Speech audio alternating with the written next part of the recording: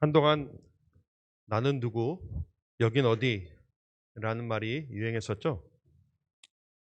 그 출처가 어딘가 이렇게 아무리 찾아도 잘 없더라고요. 없는데 아마도 많은 사람들이 생각할 때 고갱에 그림이 있어요.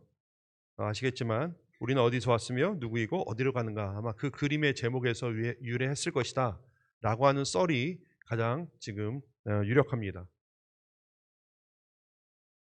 오늘은 저는 그거의 확장판, 나는 누구, 왜 여기, 무엇을 위해 라는 제목으로 말씀을 좀 살펴보려고 합니다. 오늘부터 로마서를 살펴볼 거예요. 그런데 사실은 솔직히 말씀드리면 로마서는 제가 좀 이런 말씀드리면 어떻게 판단하실지 모르겠는데 조금 피하고 싶은 성경이었어요. 왜냐하면 뭐 성경이 다 그렇습니다만은 특별히 로마서는 제가 감히 다루기에는 너무 위대한 책이기 때문에 그래요. 성경 뭐 66권이 다 위대하고 더 깊고 은혜롭지만 로마서는 제가 몇 번이고 설교를 하려고 들었다가 놨다 들었다 놨다 했습니다. 굉장히 두려웠어요. 왜냐하면 그 복음에 대한 진수가 담겨 있으면서도 잘못 전하면은 너무 뻔한 얘기가 되고 또 그 말씀의 감동을 약화시킬 것 같은 그런 두려움이 저한테 있었어요. 그런데 기도하는 중에 올 한 해 특별히 목표를 삼을 때에 세 가지 목표를 작년에 다 기억 못 하시죠? 첫 번째는 복음 위에 굳게 서는 한 해, 복음을 잘 물려주는 한 해, 그다음에 복음을 늘 전하는 한 해, 이렇게 되려고 생각하다 보니까 이 복음이 가장 적절하게 잘 들어가 있는 본문이 로마서인 거예요. 그래서 피할 수 없이 이렇게 가게 되었습니다. 여러분 기도 많이 해주시고 한 학기 동안 저희들 로마서 같이 묵상하면서 은혜가 충만하고 또 그것을 나누는 저희 되었으면 좋겠습니다. 오늘은 인사말에 나타난 우리의 정체성에 대해서 살펴보려고 합니다. 정체성이 뚜렷하지 않으면 표류하게 돼요. 내가 누구인지, 왜 여기 있는지, 무엇을 위해 사는지 모를 때에 사람들이 표류하게 됩니다. 근데 우리가 정체성을 다루면서 한 가지 분명히 먼저 짚고 넘어가야 되는 사실은요, 우리의 정체성은 하나님과의 관계에서 나온다는 거예요. 우리 이것을 분명히 하고 시작해야 됩니다. 인간은 스스로 정의하려고 하지만 정의할 수가 없습니다. 성경은요, 우리의 정체성, 우리가 누군지, 왜 여기 있는지, 어디로 가는지에 대해서는 성경을 통해서만, 하나님과의 관계에서만 그것이 명확하다고 말을 해주고 있습니다. 내가 뭘 잘한다고 그것이 나의 정체성은 아닙니다. 내가 뭘 좋아한다고 해서 그것이 나의 정체성은 아닙니다. 인간은 스스로를 정의할 수가 없습니다. 스스로 정의하려고 하다가 자꾸 다른 길로 가는 것이 인간입니다.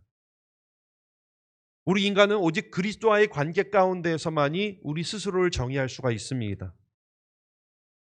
그래서 우리는 로마서를 살피면서 우리는 하나님과의 관계 가운데, 특별히 오늘 말씀을 살피면서 하나님과의 관계 가운데서 우리가 누구인지, 왜 여기 있는지, 무엇을 위해 사는지를 간략하게 좀 살펴보려고 합니다.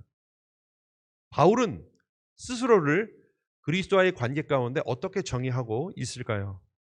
첫 번째는 바울은 스스로를 그리스도의 종이라고 기록하고 있습니다. 정의하고 있습니다. 예수 그리스도의 종이다. 오늘 1절 말씀 주로 살펴볼 건데, 종이다.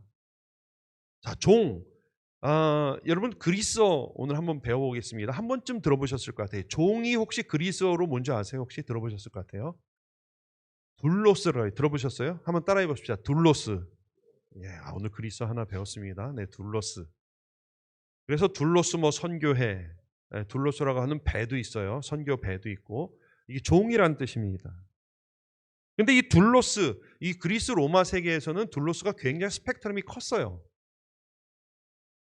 노예라고 번역하는 것이 사실은 가장 적절합니다. 노예, 슬레이브. 그러니까 우리가 영화 같은 데서 보면서 이 채찍을 맞으면서 막 노동하는 그런 노예들을 1차적으로 뜻합니다. 그런데 그러한 사람들만이 꼭 둘로스는 아니었고요. 뭐 집에서 일하는 하인들, 우리가 종이라고 말하는 슬레이브가 아니라 서번트라고 하는 사람들도 다 둘로스에 속했어요. 혹은 에이전트, 그러니까 사신이라고 하는 이런 사람들도 둘로스로 불렸습니다. 내가 누구누구의 왕의 둘로스로 여기 와 있다 했을 때 왕과 똑같은 권위를 가졌죠. 자, 그런데 포인트는 뭐냐? 그들이 얼마나 어려운 일을 했는지, 얼마나 쉬운 일을 했는지, 그들이 어떤 종류의 일을 했는지, 이게 포인트가 아니에요. 둘로스는 포인트가 이것이에요. 그들 자신에 대해 아무런 소유권이나 선택권이 없었다는 데 포인트가 있는 거예요. 선택할 수 있는 권이 없었어요. 그들은 오늘날로 말하면요, 그리스 로마 세계에서 둘로스, 이 종들은요, 노예들은 부동산처럼 취급받았어요. 그리고 심지어는 가족까지도 자기들 마음대로 할 수가 없었어요. 심지어는요, 둘로스들은 생각할 필요도 없었어요. 생각은 누가 하는 거예요? 생각은 주인이 하는 거예요. 괜히 둘로스들이 주제넘게 생각했다간 주인의 노여움을 샀어요. 생각은 하지 마라. 생각은 내가 한다. 니들은 뭐예요? 시키는 것만 하면 된다. 그래서 둘로스의 최고의 미덕은 뭐냐면 복종이에요. 둘로스의 최고의 미덕은 복종이에요. 그러니까 둘로스는 종이라고 할 때는요, 바울이 내가 그리스도의 종이다라고 그리스 로마의 그 세계 가운데서 그렇게 쓸 때에는요, 자신은 소유권도 없고 결정권도 없고 선택권도 없는 오직 주인의 결정과 명령에만 따라야 하는 존재이고, 최고의 미덕은 순종이고 복종이다 라고 하는 것을 함축하고 있는 것입니다. 그러니까요, 아무리 머리가 좋고 힘이 세도요, 여러분, 복종하지 않으면 악하고 무익한 종이에요. 그렇죠? 주인 입장에선 그런 거예요. 선과 악이 어디서 갈리냐면 얘가 얼마나 도덕적이냐, 얘가 얼마나 힘이 세나, 일을 잘하느냐, 이게 아니라 주인 입장에서 보면은 얼마나 복종하느냐, 얼마나 순종하느냐, 이것이 선과 악이에요. 조금 부족해도 복종을 잘하면, 주인이 하라는 대로 잘하기만 하면 착하고 충성된 종이었어요. 그러니까요, 사도 바울은 자신을 그리스도의 종이라고 소개할 때에는 이러한 모든 것들을 함축해서 반영하는 겁니다. 사도 바울이 그리스 로마 그런 그레코 로만 그 월드에서 자신의 신분을 종이라고 말하는 것은요, 자신이 어떤 소유권도 결정권도 선택권도 없는 주인인 예수 그리스도에게 종속된 존재라는 것이에요. 내가 취향이나 내가 좋아하는 취향이나 선호하는 것들, 이것은 중요해요? 중요하지 않아요? 중요하지 않아요. 미안하지만 중요하지 않습니다. 주인에게는 중요하지 않아요. 주인이 원하는 것, 주인이 귀하게 여기는 것, 그것이 중요한 것입니다. 그러한 존재일 뿐이라고 지금 사도 바울은 나는 그리스도의 종이라고 고백하는 것이에요. 나는 내 취향이나 내가 좋아하는 것, 이것이 중요한 것이 아니라 그리스도가 중요하게 여기는 것, 그리스도가 가치 있게 여기는 것, 그리스도가 하라는 것, 그것이 나한테 가장 귀중한 것이다 라고 지금 고백하고 있는 것입니다. 오늘날 우리에게도 이러한 존재, 이러한 우리의 신분에 대한 철저한 자각이 있어야 돼요. 먼저 여러분, 신앙생활이라고 하는 것, 신앙이라고 하는 것은요, 나 위주의 내가 좋아서 하는 것이 신앙생활이 아닙니다. 죄송합니다. 새해 벽두부터 나 좋으라고 하는 것이 신앙생활이 아니에요. 내가 죽고 그리스도가 살며, 살든지 죽든지 그리스도가 존귀하게 되는 것, 그것이 신앙생활이에요. 내가 기쁜 것이 아니라 내가 주님의 기쁨이 되는 것, 그리고 주님이 기뻐하는 일을 하는 것, 그것이 신앙생활입니다. 이것이 종의 본질이고 우리는 모두 다 그리스도의 종입니다. 물론 예수님은 무죄박지하지 않으세요. 충분히 인격적이시죠. 그래서 요한복음 15장 15절에 이제부터는 너희를 종이라 하지 아니하리니 너희를 친구라. 원래는 우리 종이었는데 예수님이 이제 너희는 더 이상 종이 아니다. 내 친구다. 이렇게 말씀해 주셨어요. 종이었던 우리를 친구 삼아 주셨습니다. 할렐루야, 여러분. 근데 적지 않은 사람들이 호의가 계속되면 권리인 줄 알아요. 친구라 하니까 선을 넘으려고 그래요, 자꾸. 맘먹으려고 하고 주인 자리를 넘보려고 하고 결국 주인 행세를 하고 나중에는 주인을 종으로 부려먹으려고 해요. 우리는 근본적으로 그리스도의 종이라는 사실을 망각하면 안 됩니다. 주님이 우리를 친구 삼아 주셨지만 우리는 근본 그리스도의 종이라는 사실을 잊으면 안 됩니다. 그리고 종의 최고의 덕목은 바로 순종이라는 사실을 분명히 기억해야 됩니다. 우리는 그리스도께 종속된 존재들이에요. 우리는 나를 기쁘게 하지 않고 주님을 기쁘시게 하는 존재들입니다. 우리는 이렇게 고백해야 됩니다.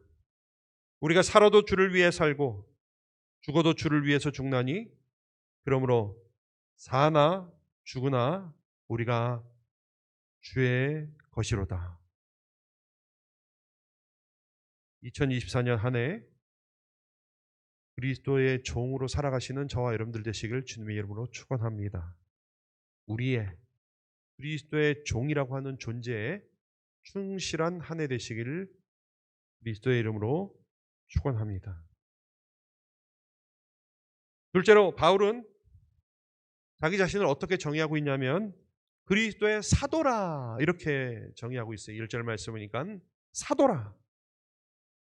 여러분 종이 그의 신분이라면 사도는 그의 역할입니다. 종이 나는 누구에 대한 답이라면 사도는 왜 여기라는 것에 대한 답입니다. 사도로서 있는 것이에요. 사도의 사명을 감당하기 위한 존재라는 것입니다. 자, 그런데 사도는 뭡니까? 사도가 뭐예요? 사도는 본래 주의를 위해서 보냄을 받은 사람들, 여기 사는 사신할 때 이렇게 보낸다, 부린다 이런 뜻이에요. 사도, 이 그리스어로도 이 사도라는 것은 보냄을 받은 주인의 부림을 받는 사람들, 보냄을 받은 사람들을 의미합니다. 그런데 이것은 사실은 특수용어예요. 특수용어. 사도는 몇 가지 조건을 만족해야 돼요. 첫 번째는 뭐냐면요. 부활하신 주님을 직접 목격했어야 됐어요. 부활하신 주님을. 두 번째는 주님이 직접 보냄을 받은 사람이어야 돼요. 이런 몇 가지 조건이 있어요.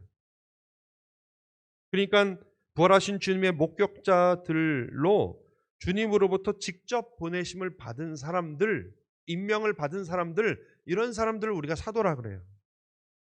주로 11명의 제자를 우리가 사도라고 하죠. 그리고 바울에게도 사도 바울이라고 이름을 붙이죠. 바울이 부활하신 예수님 만났나요? 만났어요? 언제 만났어요? 담메색도상에서 만났어요. 그래서 고린도전서 15장에 보면은 부활하신 주님이 베드로에게 나타났고 11 여자들에게 나타났고 11 제자들 50여 형제들 그리고 제일 마지막에 나한테 나타나셨다. 그래서 내가 사도 중에 제일 작은 자다 라고 얘기를 합니다. 그리고 그 이후의 기록을 보면 갈라디아서 2장 8절 9절 말씀해 보니까 베드로에게 역사하사 그를 할례자의 사도로 삼으신 이가 또 한 내게 역사하사 나를 이방인의 사도로 삼으셨느니라. 또 기둥같이 여기는 야고보, 여기서 야고보 예수님의 동생이에요. 기둥같이 여기는 야고보와 게바, 베드로, 그리고 요한도 내게 주신 은혜를 알므로, 여기서 은사를 알므로 나와 바나바에게 친교의 약속을 하였으니 우리는 이방인에게로, 그들은 할례자에게로 가게 하려 함이라. 이렇게 했어요. 여기 보니까 바울은 자기가 부활하신 예수님을 가장 마지막에 목격한 사람이고, 또 이방인을 위해서 사도로 임명받은 사람이고 교회의 인준을 받았다라고 말합니다. 그러니까 더 라스트 디사이플이에요. 더 라스트 디사이플이 바울이에요. 제가 왜 이거 자꾸 장황하게 설명드리냐면, 요즘 그 사도라고 하는 사람들이 출연했어요. 사도라고. 예. 자기가 사도라고 하면서 사람들을 미혹하면서 자기들끼리 또 안수를 해서 사도를 세워요. 예, 그거를 요즘 그 신사도 운동이라고 해요. 신사도 운동이 신사들 운동이 아니라 신사도 운동이 뉴 디사이플 무브먼트라고 그래요. 예, 설마 우리 교회는 그런 사기치는데 넘어간 사람 없겠죠? 예, 내가 안수해서 널 사도로 만들어 주겠다. 그거 내 사도 한번 해보겠다고 그런 데 가시면 안 됩니다. 이런 사람들 보면 이단으로 아시면 됩니다, 여러분. 자, 그런데 이 사람들이 왜 그렇게 주장을 하냐면 오늘 6절 말씀에 보니까 이런 말씀이 있어요. 너희도 그들 중에서 예수 그리스도의 것으로 부르심을 받은 자니라. 이렇게 얘기를 했어요. 그러니까 이 사람들이 봐라. 너네도 똑같이 사도로 다 부름 받았다. 그러니까 나도 사도, 너도 사도. 그래서 이 안수하면 또 사도가 돼요. 그럼 또 나는 또 다른 사람을 안수할 수가 있어. 그러면 또 그 사람이 사도가 돼요. 막 이렇게 한다는 거예요. 이 말씀은 뭐냐면 우리가 사도란 얘기는 아니죠. 그러나 왜냐하면 부활하신 주님을 직접 목격한 것도 아니에요. 그리고 주님이 우리를 보내시진 않아요. 직접 임명받은 것은 아니에요. 그러나 사도와 같은 목적으로, 사도와 같은 사명으로 우리는 동일하게 주님으로부터 부름을 받고 보냄을 받았습니다. 그래서 우리는 사도는 아니지만 사도적인 삶을 살아야 된다는 의미에서 6절을 그렇게 얘기한 거예요. 미세한 차이 같지만 굉장히 다른 차이예요. 우린 사도는 아니에요. 그러나 사도적인 삶을 살아야 되는 거죠. 마치 이런 거예요. 우리는 선교사는 아니에요. 그러나 선교사적인 삶을 살아야 되는 거죠. 다른 거예요, 이거는. 자, 그러면 사도적인 삶의 의미는 뭐예요? 그것은 왜를 알고 사명을 아는 것이에요. 자, 종이라는 것은 나는 누구라는 질문에 대한 답이라면 사도는 왜 여기에 대한 답이라고 말씀을 드렸습니다. 사도라고 하는 것은요, 왜 내가 존재하는지, 무엇 때문에 존재하는지에 대한 답이에요. 여러분, 왜를 아는 것은 정말 중요하죠. 사람들이 왜를 모르기 때문에 실제로는 불행하게 살고 있어요. 열심히 사는 것 같고 겉으로 볼 때는 잘 사는 것 같지만은 왜를 모르기 때문에 실제적으로는 불행하게 살고 있어요. 왜 살아가는지, 왜 공부해야 되는지, 왜 돈을 버는지 모르면서 열심히 하는 것은 여러분 허무한 거예요. 헛수고예요. 그래도 그렇게 살아왔으면 좋겠다고 얘기하지 마세요. 로이드 존스 목사님 원래 의사였어요. 영국 왕실 주치의였습니다. 근데 그 사람이 여러 사람을 이렇게 치료를 하는 가운데 의문을 느꼈어요. 여러분, 영국 왕족들, 귀족들은요 굉장한 부를 가지고 있어요. 그리고 그 사람들이 이 가지고 있는 파워라고 하는 것은 상상할 수가 없습니다. 그러나 그 사람들을 치료하면서 이 로이드 존스라는 의사가 생각한 게 이상한 거예요. 그렇게 많은 힘과 그렇게 부를 가지고 있음에도 불구하고 정신병이 너무 많아요. 그리고 치료를 육신의 치료가 아니라 영혼의 치료를 받아야 돼요. 그래서 이 사람이 나중에 목사가 된 거예요. 왜냐하면 왜에 대해서 답을 하지 못하기 때문에 그래요. 많은 것을 가지고 있고 성취를 했다 하더라도 왜에 대해서 모르기 때문에 그렇습니다. 공부하는 학생들이 왜 힘들어요? 왜를 모르기 때문에. 왜 공부해야 되는지 모르기 때문에. 왜 돈을 벌어야 되는지 모르기 때문에 돈 버는 게 힘든 거예요. 세상의 지식은요, 과학은요, how에 대해서는 답을 줄 수 있지만 why에 대해서는 답을 줄 수가 없어요. 우리는 노하우를 많이 추구하지만 know why를 추구해야 될 때예요. 그것에 대해서 분명히 해야 될 때고 오직 성경만이 거기에 대해서 답을 주고 있습니다. 사도 바울은요, 자기가 사도임을 분명히 알았어요. 왜가 분명한 사람이었어요. 그가 존재하는 이유에 대해서, 그가 왜 살아야 되는지에 대해서 분명한 인식이 있었습니다. 뭘 해야 되는지 사명이 분명했던 사람이에요. 그랬기 때문에 그런 핍박 속에서도 그는 왜를 알았기 때문에 그 왜에 충실하는 것이 가장 가치 있고 행복한 것임을 알았기에 그는 그렇게 기쁨 가운데 살 수 있었던 것입니다. 사도적인 삶은 우리 모두에게 주어진 것입니다. 이것이 우리의 삶에 대해서 왜에 대한 답을 줍니다. 우리 모두는 다 하나님의 보내심을 받은 사람들입니다. 그리스도의 종으로 부르심을 받았다면 사도적인 삶으로, 사도적인 사명으로 보냄을 받았어요. 그렇게 우리를 부르신 혹은 보내신 이유를 아는 것, 그것이 우리의 삶을 가치 있게 하고 행복하게 하는 것입니다. 자, 그러면 그렇게 사도로 부르신 것은 무엇을 위한 것일까요? 무엇을 위해 바울을 사도로, 우리를 사도적인 삶으로 부르셨을까요?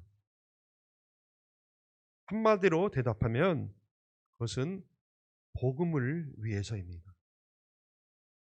오늘 1절 말씀에도 복음 때문에,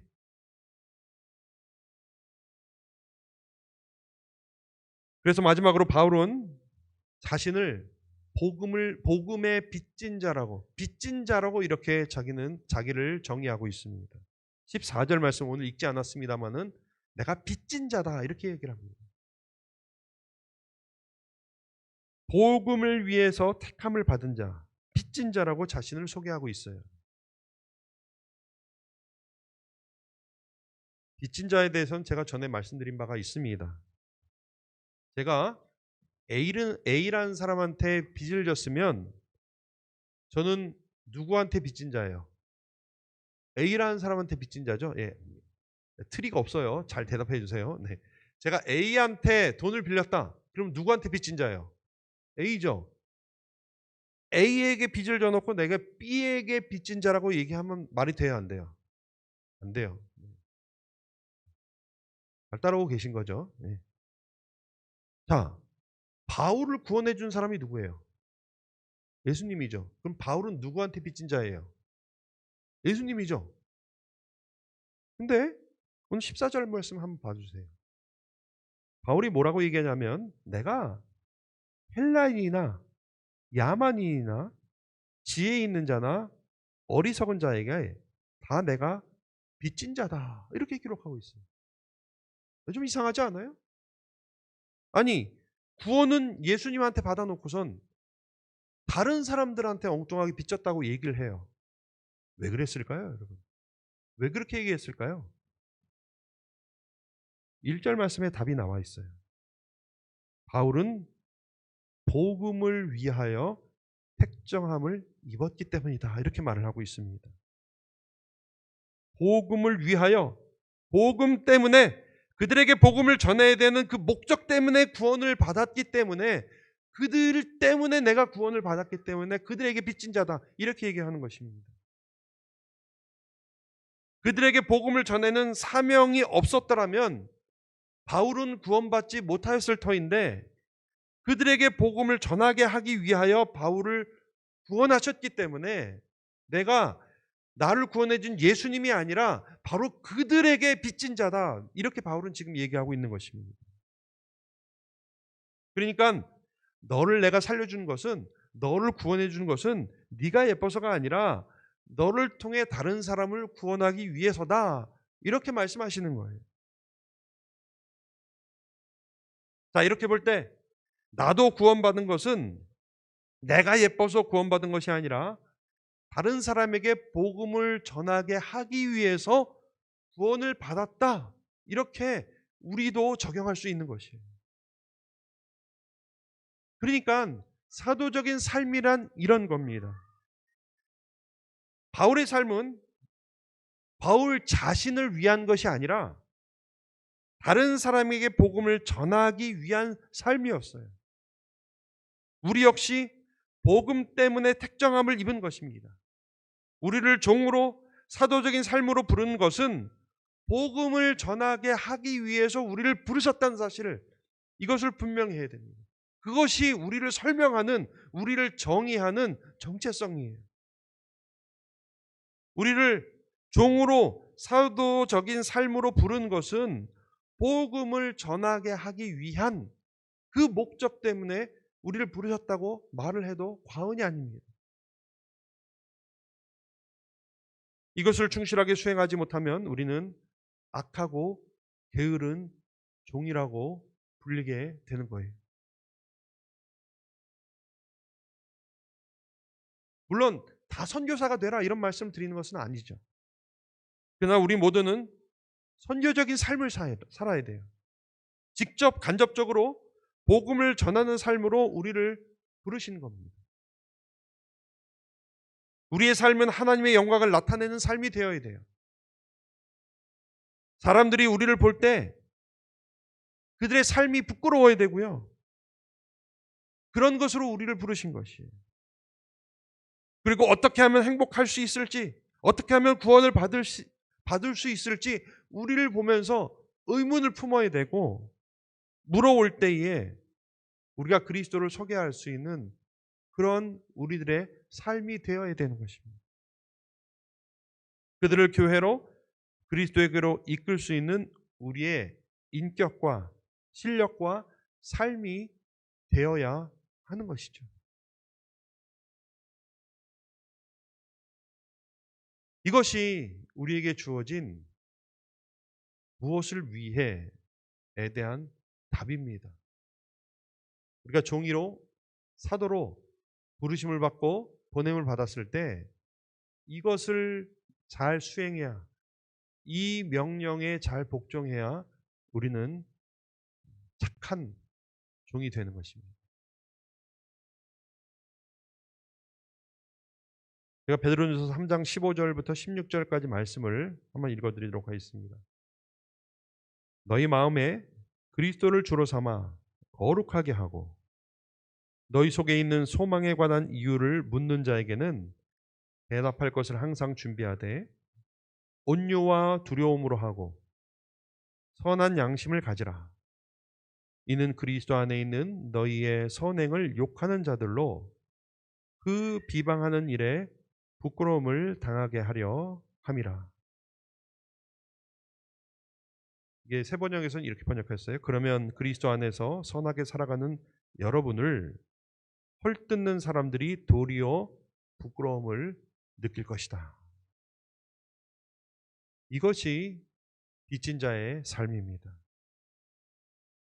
그것 때문에 우리가 구원받았다 이렇게 얘기해도 과언이 아닙니다.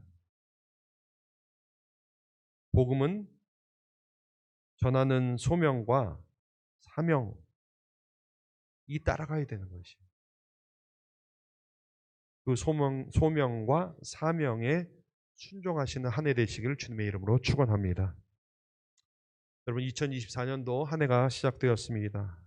우리는 우리가 누구인지, 왜 존재하는지, 무엇을 위해 살아야 하는지 다시 한번 점검하며 한 해를 시작해야 되겠습니다.